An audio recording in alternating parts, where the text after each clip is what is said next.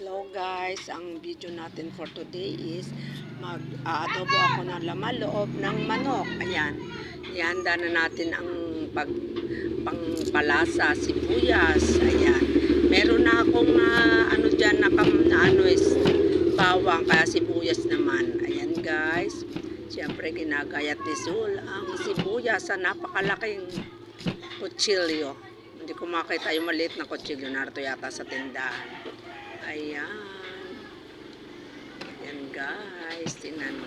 Dahil marami akong red pepper sa ref, kesa masayang ito, lalagyan na din natin para mas lumasa yung ating adobo na lamang loob ng manok. Ayan, inaalis ni Sol ang buto. Gagayatin niya yan mamaya ng maliliit. Ayan guys. Sabi nung kadeker ko si Melba, masipag ko daw magluto. Kasi na-promise ko talaga nung seminar namin na pag may time na ako, pagluluto ko ng pamilya ko, ay since dadalawa naman kami dito ng asawa ko plus yung anak kong nanganak, edi tatlo lang ang kakain. Ayan, hopefully, ayan ang ating iluluto, lamang loob ng manok. May atay, balunan. Ayan na guys, magigisa na diyan si Zul. Naiinitan niya yung kawali, pinapainitan na yung kawali. At sa shout out kay Ate Lydia, papuputiin ko uli yan. Kasi siya nag-ano na yan, naglagay na ako ng konting mantika lang. Ayan guys, manggulo ng aking dirty kitchen na yun. No? Kitang kita. Lagay natin ang bawang. Yan, siyempre paano natin yan, igigisa-gisa natin hanggang sa maging golden brown na siya. Yan, maghina lang ng apoy ko dyan guys.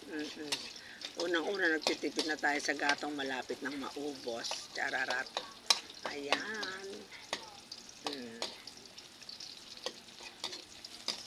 Halo ko, no. Piling marunong magluto si Zul. Ayan guys. Bawang. Susunod na natin ang sibuyas. Ayan, golden brown na ang bawang natin. So, pwede nang ilagay ang sibuyas natin. Tinalo pa. Kaya yung asawa ko tuwan-tuwa simula nung ano ako sa daycare, nagkakaroon ako ng time na para ipagluto siya ng pagkain namin. Ayan, yan po yung ulam namin ng lunch at ang matitira diyan, sa hapon palalay ko na lang sa ref para nakakatipid. Kasi masyadong mahal po yung lamang loob dito. Kalahati lang yung binili namin. Ayan guys. Halo pa more. Ayan. Ano kaya susunod nito? Ayan, nilalagay na yung lamang loob, yung medyo matigas, yung ano, yung tawag doon, nalimutan ko. Balunan. Yung unang-una ko naigisa dyan. Noong medyo na ano na yung ano, mag-ingi naman nun sa daan, may nagmamarites. Ayan, narito kasi ako sa tindahan ko habang nagre-record. Ayan, halo-halo pa, parang naamoy ko na yung bangwa. Ayan, susunod ko diyan yung atay at saka puso, nandyan na. Ayan no guys, na ipaglahatan na.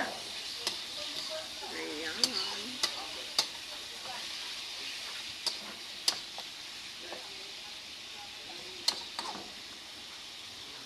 Pasilip-silip pa si Sulsul sa camera, char. Talaga naman, ayan, ginawa, patis yan. Toyo ang kuhanin mo, ayan. Ang gulo ng aking patungan ng mga ano. Oops, baka umala, tama na. Madali namang magdagdag kung matabang. Ayan po yung suka, lalagyan natin. Dadagdagan pa yan mamaya ng suka kasi kukunti. Lagyan natin ng pampasarap, ang Ajinomoto. Ayun pa yung paminta natin. Walang kutsara, kaya pataktak na lang. Maubos na rin ang ating paminta. Ayan yung ating magic sarap. Wala na rin kutsara yata dyan. Itaktak mo na lang, Zul. Ayan, itaktak nga. O, hindi na lagyan ng takip yung magic sarap. Maya-maya takpan mo yan. Ayan. Halo-halo pa more. Ang ingay nung nasa daan, maririnig sa video ko na to. Hindi nawawala ang mga marites. Ang dami nagmamarites. Ayan, nilagyan natin siya ng tubig. para lumambot na malambot yung atay balunan, lalo na yung balunan dyan, balon-balunan. Naglagay lang ako dyan ng 2 basong tubig at pababayaan natin yan, kumukulo na po yan. Yan, nilagyan ko din siya ng red bell pepper kasi para mas malasa. Ayun, lagyan natin ng kaunting tomato ketchup para maging creamy yung ating adobo. Konti lang guys, huwag marami. Baka maging yan, yung kaldereta. Ayan, halo-halo muna natin para yung kaunting nailagay kong Del Monte ketchup ay lumasa doon. Kasi pag nilagyan natin ang ating adobo ng kaunting ketchup, yun ay magiging creamy ang ating adobo guys. Ayan, tinikman na ni Zul kung ano pa ang kulang. Ayan, parang sabi niya parang may kulang pa. Tingnan natin kung anong susunod na gagawin ni Zul. Ayan, ayun. Natabangan sa lagay kaya kinuha pa niya yung toyo para dagdagan yung kanyang adobong lamang-loob. Ayan na guys. Halo-halo pa hanggang sa ating yung sabaw niyan, konting-konti lang titira natin para talagang mas masarap. Tikim ulit. Okay na ang lasa. Okay na, sabi ni Zul. Okay na. Sabi niya parang kulang yata sa saan pa. Ay, titikman pala. Gusto lang umarap sa camera. Okay na. Okay na ang ating adobo. Ayan, guys. Sinahalo pa para yung nilagay natin tomato sauce. Ketchup. Mali pa. Ayan.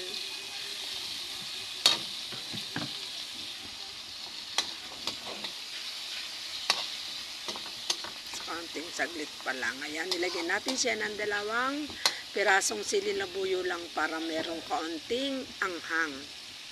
Ayan guys, ayan. Since na marami akong tindang sili, lahat ng lulutuin natin may kaunting ganyan. Ayan guys, luto na yung ating adobo. Lamang loob, luto na. Bye! Thank you for watching!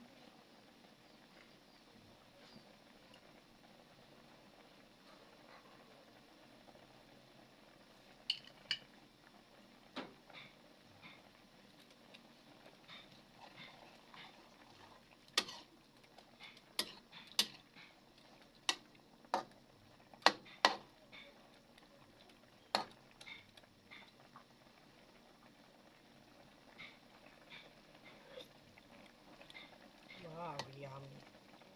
Hindi siya maalat, hindi matabang. Kailangan sapat lang. Pero parang gusto ko pang dagdagan ng kaunti nito. Kasi parang natatabangan ako. O mataas lang ang panimpla ko.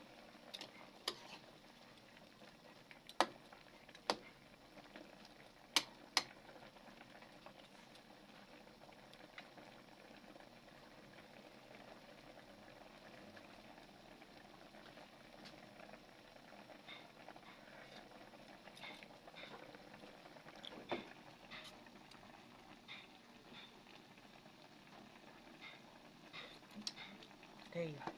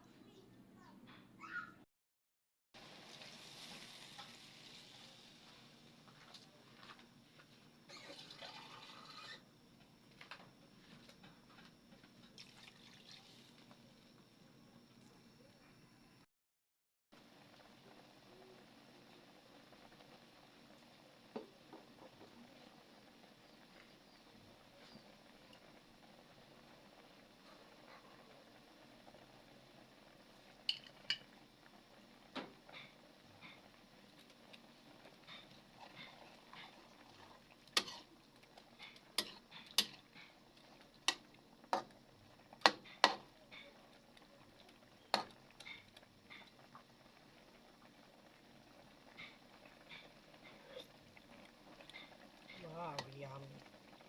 Hindi siya maalat, hindi matabang. Kailangan sapat lang. Pero parang gusto ko pandagdagan ng kaunti nito. Kasi parang natatabangan ako. O mataas lang ang panimpla ko.